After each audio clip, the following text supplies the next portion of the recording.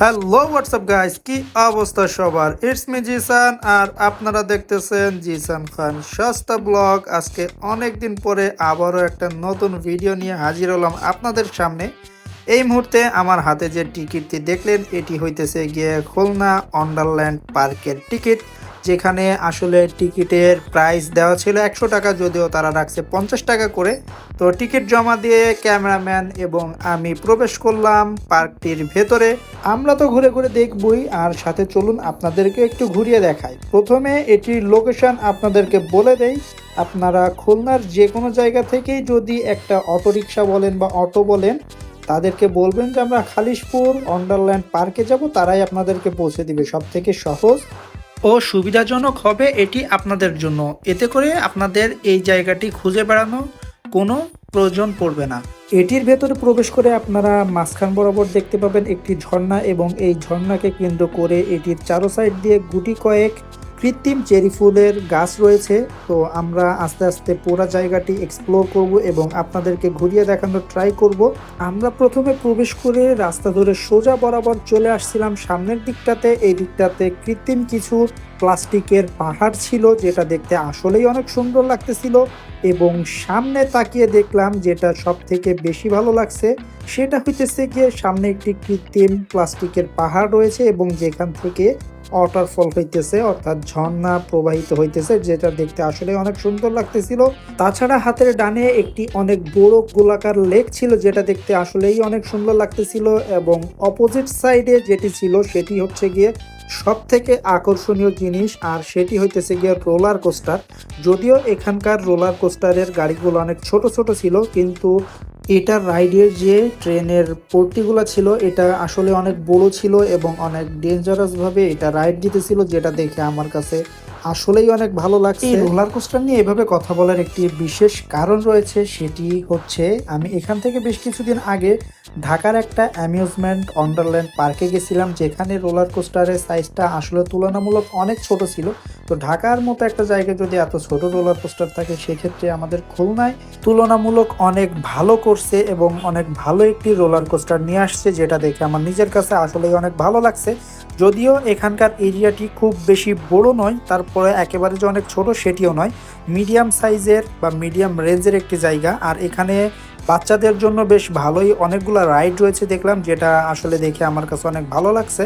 Plus এখানকার প্রতিটি রাইডের টিকিটও খুবই রিজনেবল, ম্যাক্সিমাম রাইডের টিকিটই মাত্র 50 টাকা। আর এখানে সব মিলিয়ে অলমোস্ট প্রায় 8 থেকে 10 ধরনের রাইড রয়েছে, যেগুলো আপনারা উপভোগ করতে পারবেন। সব থেকে মজার বিষয় যেটি, সেটি হইতেছে গিয়ে যে সন্ধ্যার আগে দিয়ে এখানে স্নোফল করানো হয়, যেটি আসলে অনেকটা বেশি ভালো লাগে আর যেটি সবার মন কাড়ে।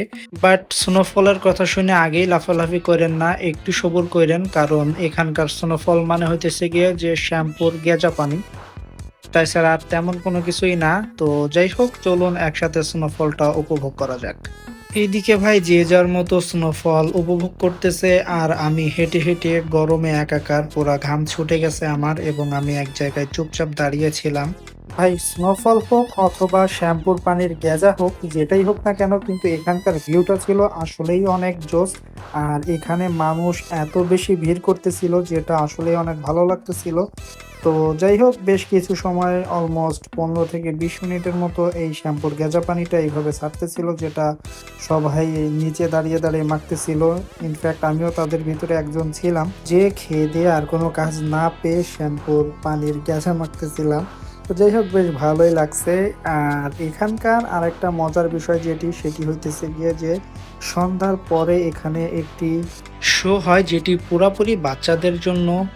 কিছু সময় পরে মাগরিবের আজান দিয়ে দিছিল, আর সবাই যে যার মতো নামাজে চলে গেছিল। নামাজের পরে এসে যে যার মতো বসেছিল। এই সময়ের ভিতরে আমার হাতে কোনো কাজ কাম ছিল না, এজন্য আমি একটা ট্রেনের রাইড নিছিলাম, যেটা আসলে অনেক ভালো লাগছিল।